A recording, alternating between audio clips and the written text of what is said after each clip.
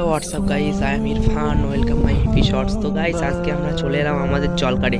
তো গাইস আজকে আমাদের জলখাড়ে এসে দেখলাম গোন আসছে, তো আমাদের জলখাড়ে একটু পানি তুলে দিচ্ছি। আপনারা তো দেখতেই পাচ্ছেন, এটা একটা চেম্বার আছে, এই চেম্বারে 3 কুইন্টাল মাছ রাখলাম, পোনা মাছ, অনেক রকম নিত্য রকম মাছ রাখলাম।